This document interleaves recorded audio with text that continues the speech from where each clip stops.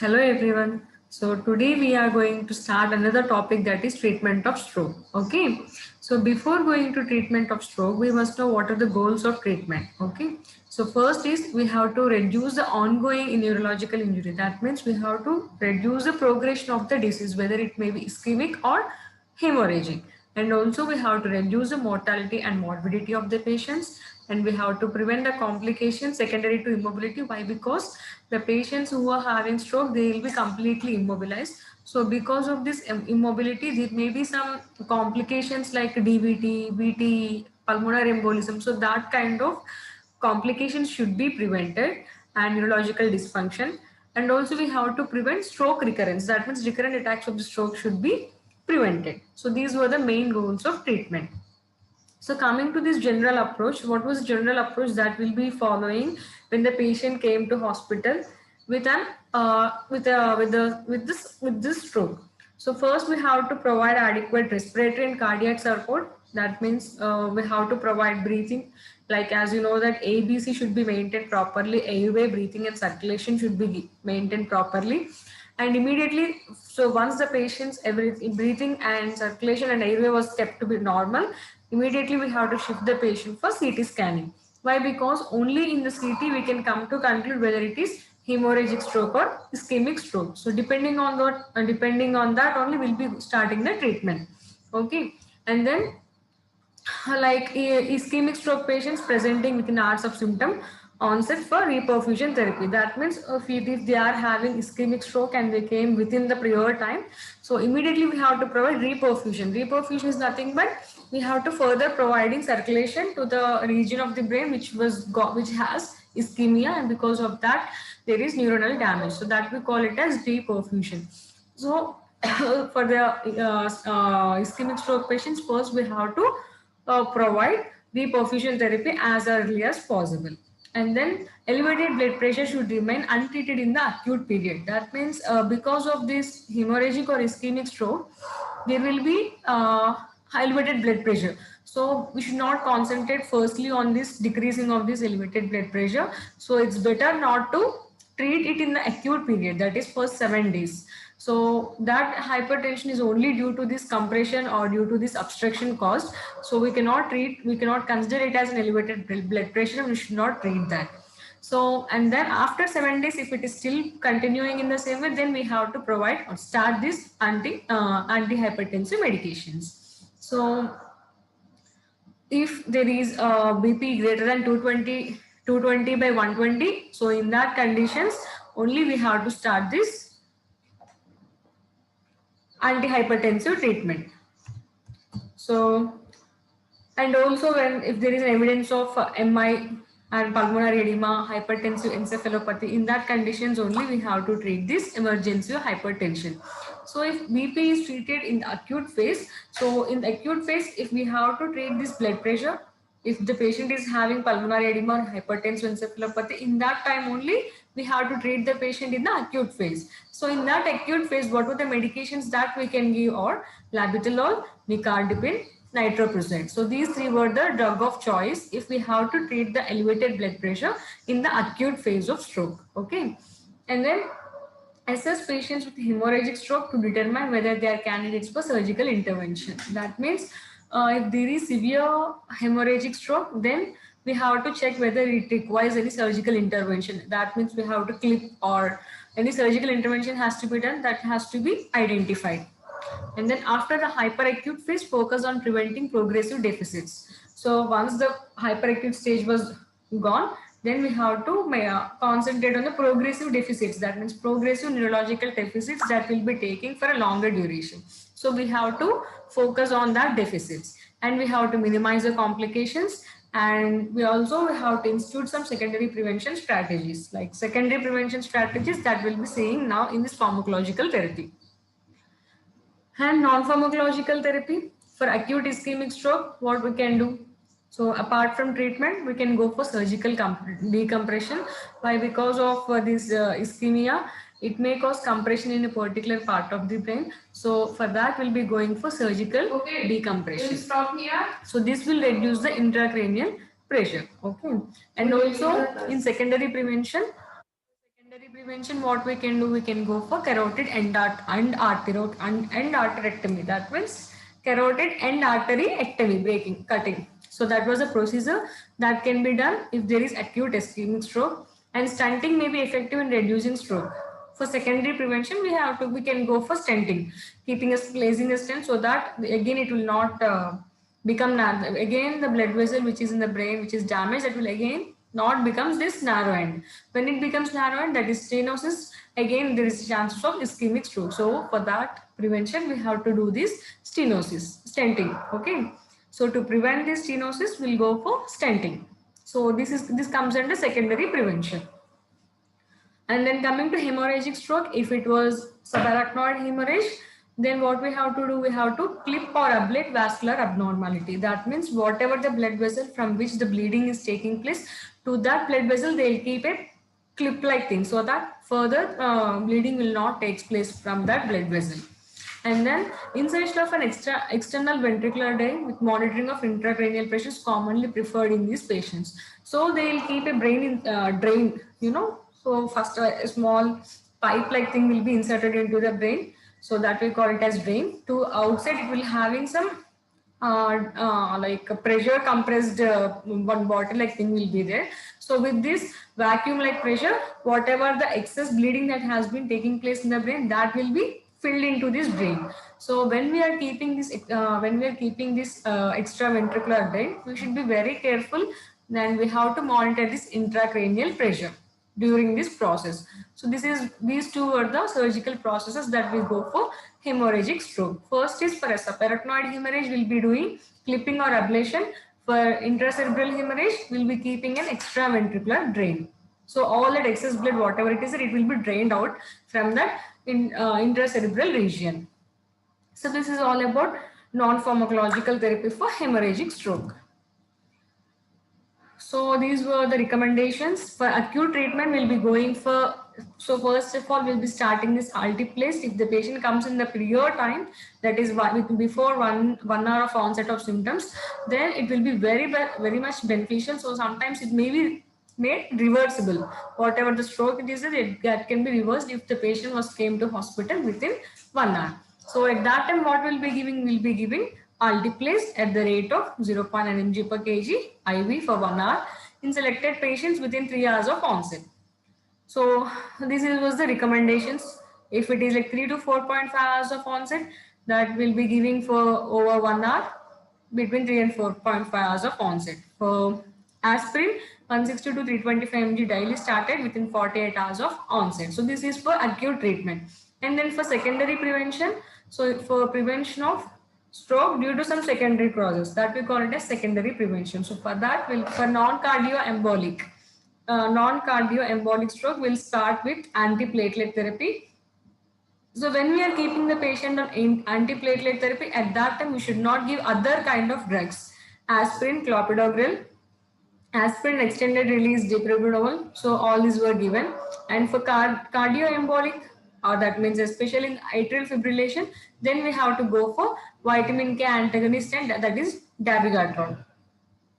And for atherosclerosis, if there is atherosclerotic plaques were there, then we have to start this intense statin therapy to prevent this excess LDL deposition. And for all the patients, we have to regularly monitor this blood pressure, and we have to keep it in the baseline. So if you see this pharmacological therapy of ischemic stroke, so first drug is Altiplase. It is also it belongs to a class called tissue plasminogen activator. So it should be given within 4.5 hours of symptom onset. So if it is given in this prior period, then it can be reversible. So when we are giving this Altiplase, these things should be maintained. It includes activate the stroke team, treat as early as possible within 4.5 hours of onset, obtain CT scan to rule out hemorrhage. So if there is hemorrhage, we cannot go for Altiplase. So we have to, so in order to rule out that, we have to go for CT scan. Meet all inclusion and no exclusion criteria. So when we are giving this, whatever the inclusion criteria are there, all that should be satisfied, and there should not, even single exclusion criteria should not be there. So that will be seen in the next slide.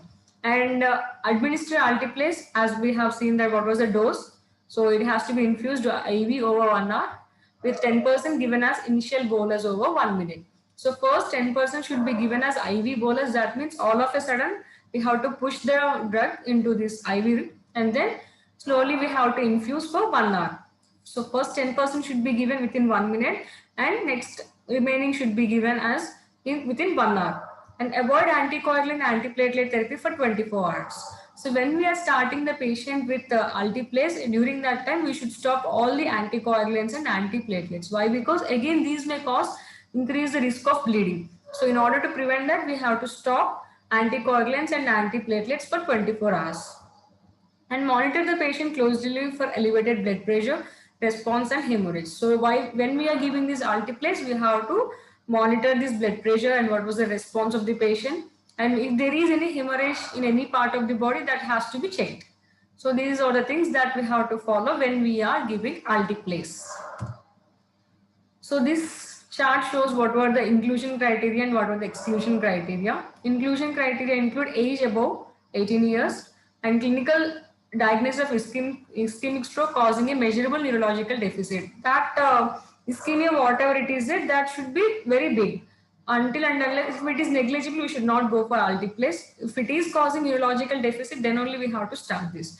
And time of symptom onset. If the patient was brought to hospital within 4.5 hours, then only we have to start altiplase, or else there is no use of starting the patient with altiplase.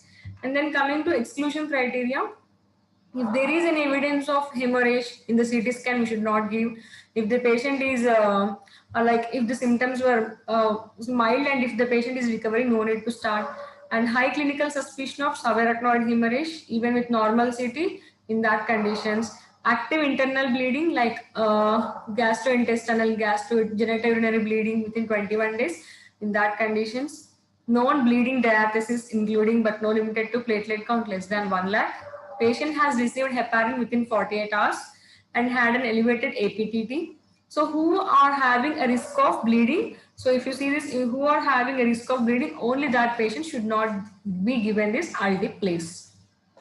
So these were the exclusion criteria, and also age greater than 80 years and who are taking regularly anticoagulants. So in that patients, we should not start this altiplase. And then coming to aspirin, it's an antiplatelet, 160 to 325 mg per day, started within 24 to 48 hours after completion of altiplase.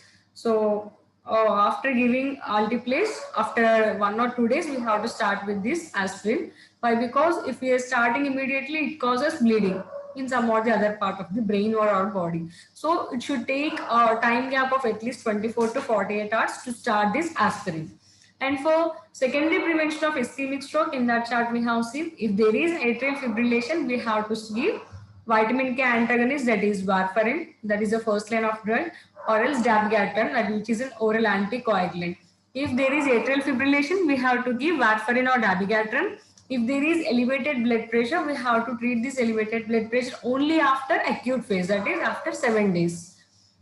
So, and then if there is atherosclerosis, then we have to start statin therapy. And if there is any, due to immobilization, it causes DVT, right? So for that, we have to start the patient with unfractionated heparin 3 times daily. It's better to start. And then this is all about pharmacological therapy of ischemic stroke. And now coming to pharmacological therapy of hemorrhagic stroke. So generally for hemorrhagic stroke, there is no standard treatment or standard protocol to follow. But the thing is, we have to manage certain points called blood pressure. So if in case of hemorrhagic stroke, there will be increased elevation in the blood pressure that has to be maintained. Why? Because if the blood pressure is very high, bleeding will be so severe. So it's very much important to manage the blood pressure in hemorrhagic stroke. Okay, and also it causes increased intracranial pressure. So we have to give certain medications which can reduce this intracranial pressure. And headache is the main complication or main severe symptom that has to be decreased. So it's very much pretty much difficult to manage these hemorrhagic stroke patients. Why? Because there is no proper treatment until and unless we have to maintain the patient symptomatically. And See, subarachnoid hemorrhage, how does it come? It is caused due to rupture of aneurysm. Aneurysm is nothing but a group of newly formed blood vessels which will together form an aneurysm. So when that ruptures, it causes subarachnoid hemorrhage. Okay, and is often associated with delayed cerebral ischemia. So if the patient is having subarachnoid hemorrhage, if the patient is having subarachnoid hemorrhage, after the stopping of this bleeding in the later stages, like within 2 weeks, it will be clotted. Whatever the bleeding which was released, that will be made, that will be clot. So that will, thereby it causes cerebral ischemia. So because of this vasospasm of cerebral vasculature, it may cause delayed ischemia within 4 to 21 days after the bleeding. So in that conditions, what was the drug we have to give is calcium channel blocker, that is nimodipine. It has to be given at a dose of 60 mg for every 4 hours for 21 days, along with the maintenance of intravascular volume with pressure therapy. Pressure therapy like vasopressors should be given. So for delayed ischemia, we'll be starting the patient with nimodipine. And what are the reasons for clinical deterioration in stroke patients? It includes extension of the original lesion in the brain. So why the patients with stroke undergo deterioration? So it includes extension of the lesion or development of cerebral edema and raised intracranial pressure, which can be seen in hemorrhagic stroke, hypertensive emergency, infection that includes UTIs or respiratory tract infections, VTE, which is caused due to immobility, and electrolyte abnormalities, rhythm disturbances of heart, recurrent stroke. So because of this, the patient may be deteriorated. So these were the reasons for clinical deterioration in stroke patients. So what were the things that we have to monitor when we are keeping the patient on stroke treatment? So if it is ischemic stroke, if you are starting this altiplase, then we have to monitor BP, neurological function and bleeding for every 15 minutes. So for 1 hour, and every half an hour for 6 hours, and for every 1 hour for 17 hours, every shift after that. So this is how we have, this is what was the duration and what were the things to be monitored. When we are giving aspirin, clopidogrel, you have to check for bleeding. And for warfarin, dabigatran, we have to check for bleeding, and also INR, hemoglobin, hematocrit. So daily we have to check this. And when we are starting the patient with warfarin, INR should be repeated for 3 days weekly until the patient's INR is stable. And then we have to, monthly we have to check this INR levels when we are keeping the patient on warfarin.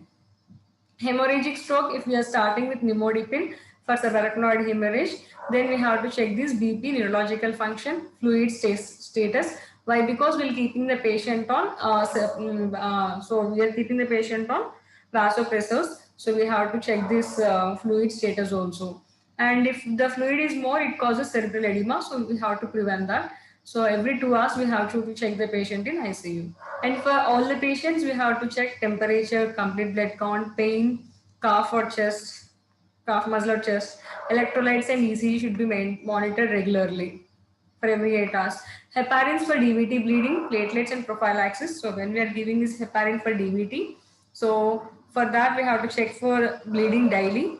And if it was suspected to be thrombocytopenia, so then we have to check this platelet count. Why? Because there is a term called HIT. What do you mean by HIT? HIT is nothing but heparin induced thrombocytopenia. So that means the patients who are taking heparin, there is a risk of getting this thrombocytopenia. Heparin induced thrombocytopenia. So for that, the patient who is on heparin, we have to check this platelet count regularly. Why? Because there is a risk of decreasing the platelet count. So to rule out that, we have to monitor platelet count regularly. So this was a treatment algorithm. So treatment algorithm, clinically diagnosed stroke or transient ischemic attack. So we have to go for brain imaging, that is CT scan. So then we have to confirm the diagnosis, whether it is ischemic or intracranial hemorrhage. If it was found to be ischemic, then we have to check this blood count, ESR, glucose, lipids, ECG, 2D echo. So that we have to go. And as it was found to be ischemic, then if it is any atrial fibrillation or cardioembolic source, so we have to start oral anticoagulant. So if these were not there, then we have to start this aspirin, proton pump inhibitor, H. pylori to prevent H. pylori infection, and aspirin should be given. And oral if it is contraindicated, then we have to go for aspirin. And if there is anterior circulatory territory, posterior circulatory territory, then we have to go for this carotid surgery, carotid imaging. So urgent carotid endarterectomy should be done if the patient is willing. If, after we are explaining the risk versus benefit ratio. And then drugs to reduce blood pressure, to reduce this, statins should be given, lifestyle modifications, specific treatment of rare cases, diabetes management. So this is about this treatment algorithm.